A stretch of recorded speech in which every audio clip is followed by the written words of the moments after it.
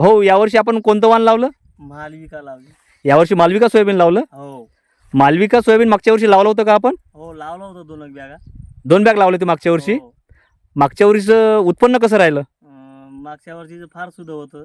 फार म्हणजे मालविका चांगलं उत्पन्न झालं आपल्याला. हो, तरी 9-10चा ॲव्हरेज आला होता. मालविकाला 9-10चा उत्पन्न आपल्याला मिळालेलं आहे. हो. यावर्षी किती बॅग आहे भाऊ मालविकाचे? 8-9 बॅगा आहे.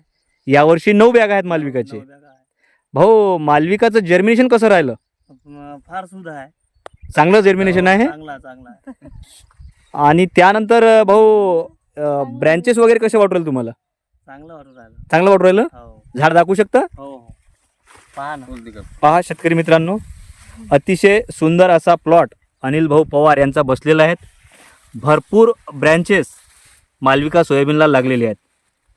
हा प्लॉट मालविका सोयाबीनचा प्लॉट आहेत. मागच्या वर्षी भाऊनी 2 बॅग लावले होते. यावर्षी अनिल भाऊ पवार यांनी मालविकाचे 8 बॅग लावलेले आहेत.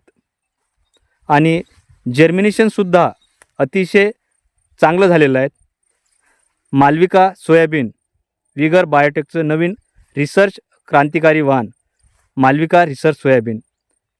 सर्व माझ्या शेतकरी मित्रांना कळकळीची विनंती आहे की आपण येणाऱ्या खरीप हंगामामध्ये विगर बायोटेकचं नवीन रिसर्च क्रांतिकारी वाण मालविका सोयाबीनची पेरणी करावी व भरघोस उत्पन्न मिळवावं.